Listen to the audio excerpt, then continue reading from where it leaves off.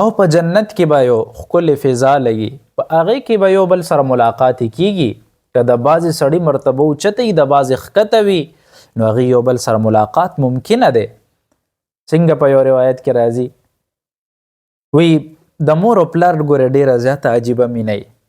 په دنیا کې ماغې دا وایي چې زما د بچي دا زما د سترګو یخوالی دی، دې ته به زه مخامخ یم، دي به ما ته مخامخ یي.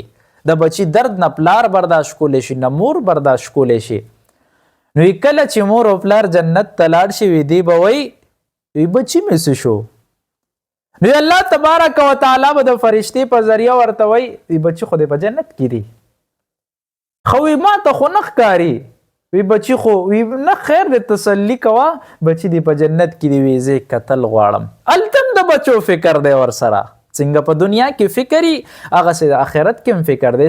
چرته به یې بچي اکثر د مور او پلار درجه اوچته ده. که بچی ډیر نیک اعمالو کې ډیر زیات نیک شي، خو په اعمالو کې مور او پلار نه نشي برکېدی، ځکه چې دی کم نیک اعمال کوي نو دا په یو واسطه کې، هغه واسطه د مور او پلار دی. که ډیر نیک شي، که دی څومره عمل کوي، دا د مور او پلار ته به میلاویږي، دا د هغې په هغه رجسټر کې لیکلی کېږي دا عملونه. نو د مور او پلار درجه دا به تې اوچته دی بچي نه. که لوی عالم دی، لوی حافظ دی، قاري دی، لوی علامه دی، خو بیا هم د مور او پلار درجه دی اوچته ده. نو بیا به مور او پلار وی بچی سره ملاقات کول غواړو، دا بچی ګورو چې څنګه زمون خاندانی نظام دی. که بچی د کورون نه جدام شي، بیا هم چرته غونډه کوي چې یاره ټول را یوځای شو.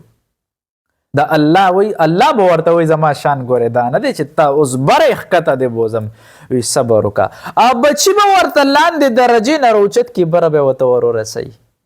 دا د الله د شان موافق خبره ده. الله وی زما هغه صفت نه دی ګورې چې یو سړي له یو مرتبه ورکړم، هغه به زه د مرتبې نه لاندې کوزم. نو هغه بچي به روچت کې خپل د مور او پلار ملاقات دپاره. نو په جنت کې دا ملاقات کیږي، د خاندانونو ملاقات، د اقرباو د نږدې خلکو دا ملاقات یو بل سره کیږي.